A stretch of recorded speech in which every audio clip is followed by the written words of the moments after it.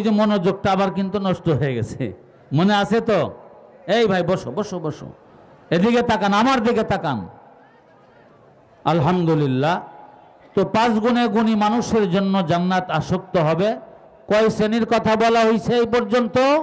2 শ্রেণী। তৃতীয় শ্রেণীর কথা নবী বলেন অমুতঈমিল জিআন।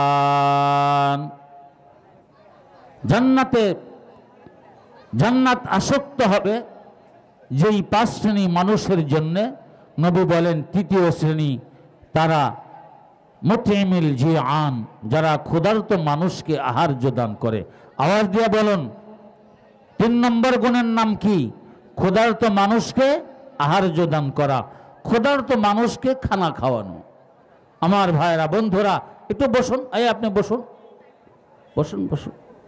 ক্ষুধার্ত মানুষকে আহার্য দান, এদিকে তাকান, আওয়াজ দিয়ে বলুন তো তৃতীয় গুণের নাম কি? আওয়াজ দিয়ে বলুন। এলোমেলো হয়ে গেছে আসলে, এমন এলোমেলো হইলে তাহলে আমি বয়ান শেষ করে দেব। এই তোমরা বসো, কথা যদি বুঝেই না আসে তাহলে তো বলে লাভ নাই। বলুন তো তৃতীয় গুণের নাম কি? ক্ষুধার্ত মানুষকে আহার্য দান করা। সবাই আওয়াজ দিয়ে বলুন, ক্ষুধার্ত মানুষকে আহার্য দান করা। গরিব দুঃখী অসহায় মানুষ যারা নিজেরা ভুখায় থাকে, অনেক সময় খাবার পায় না, অনেক সময় অনাহারে থাকে, ক্ষুধার যন্ত্রণা নিবারণ করার জন্য আপনি যদি তাদেরকে আহার্য দান করেন, আমার নবী বলেন আল্লাহ খুশি হয়, নবীও খুশি হয়, জান্নাত তার জন্য আসক্ত হয়ে যায়। মেরে মুহতারাম দোস্ত, এই গরিব অসহায় মানুষকে কিন্তু আমরা মূল্যায়ন করতে শিখি নাই, মূল্যায়ন করতে পারি না।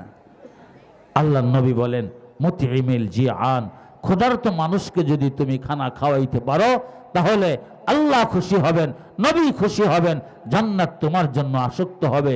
সকলে বলি আলহামদুলিল্লাহ। এবার আপনাদের সামনে আমি কিছু আরজ করব।